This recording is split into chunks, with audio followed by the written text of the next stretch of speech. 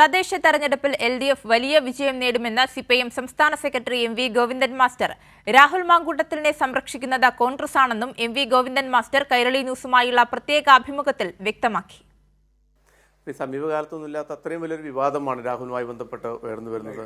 രാഹുൽ മാങ്കൂട്ടത്തിനെ കോൺഗ്രസ് തന്നെയാണ് ഒളിപ്പിച്ചിരിക്കുന്നത്. ഇപ്പോഴും അവർ തന്നെയാണ് അവരുടെ സംരക്ഷണത്തിൽ തന്നെയാണ് പോകുന്നത്. എന്നിട്ട് മറുഭാഗത്ത് ചോദിച്ചുകൊണ്ടിരിക്കുകയാണ് എന്തേ അറസ്റ്റ് ചെയ്യാത്തത് എന്ന് ചിലർ ചോദിച്ചുകൊണ്ടിരിക്കുകയാണ്. ക്രിമിനൽ വൽക്കരണമാണ് കോൺഗ്രസ് നടന്നുകൊണ്ടിരിക്കുന്ന ഏറ്റവും പ്രധാനപ്പെട്ട ഒരു കാര്യം.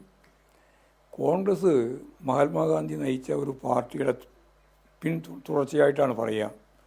പക്ഷേ അതിൻ്റെ മുഖം മുഴുവൻ വളരെ വികൃതമായി ജീർണമായിരിക്കുകയാണ്. പക്ഷേ ഇതിനകത്തുള്ളൊരു പ്രധാനപ്പെട്ട മറ്റൊരു കാര്യം, രാഹുൽ മാങ്കൂട്ടത്തിൻ്റെ വിഷയം കോൺഗ്രസിന് വലിയ നാണക്കേട് ഉണ്ടാകുന്നു. കഴിഞ്ഞ കുറേ നാളുകളായി കേരളത്തിനകത്ത് ജനങ്ങളും സോഷ്യൽ മീഡിയയും ഒക്കെ വളരെ സജീവമായി ചർച്ചയാവുന്നു. UDFന് വലിയ തിരിച്ചടിയാവുന്നു. ആ ഒരു ഘട്ടത്തിൽ ആ ഒരു നാണക്കേട് മറച്ചു വെക്കുന്നതിന് വേണ്ടി, ആ ഒരു തിരിച്ചടി ഇല്ലാതാക്കുന്നതിന് വേണ്ടി ശബരിമല വിഷയം ഈ തെരഞ്ഞെടുപ്പിന് മുന്നോടിയായി എടുത്ത് അതൊരു ഹൈലൈറ്റ് ചെയ്യുന്നതിന് വേണ്ടിയുള്ള നീക്കമാണ് പ്രതിപക്ഷം നടത്തുന്നത്. അതിപ്പോൾ RSS ഭൂരിപക്ഷ വർഗീയതയുടെ ഏറ്റവും പ്രധാനപ്പെട്ട പ്രതിനിധിയാണെന്ന് എല്ലാവർക്കും അറിയാം. സംഘപരിവാർ അവരുടെ അജണ്ട തന്നെ ഹിന്ദുത്വ നാട് രൂപപ്പെടുത്തുക എന്നുള്ളതാണ്. എന്നാൽ ഞങ്ങൾ മുന്നണിയല്ല എന്ന് പറഞ്ഞുകൊണ്ട് പൂർണ്ണമായ അർത്ഥത്തിൽ ഒരു മുന്നണിയായി പ്രവർത്തിക്കുകയാണ് ജമാഅത്ത് ഇസ്ലാമിയും അതുപോലെ SDPയും ലീഗും കോൺഗ്രസും. ഇപ്പോൾ ബഹുമാന്യനായ MN കാരശ്ശേരിയെ പോലുള്ള ആളുകൾ അദ്ദേഹത്തിൻ്റെ ഇൻ്റർവ്യൂവിൽ തന്നെ പറയുകയുണ്ടായി, യഥാർത്ഥത്തിൽ വിവാഹം കഴിച്ചിട്ടില്ല, പക്ഷെ സംബന്ധമാണ്.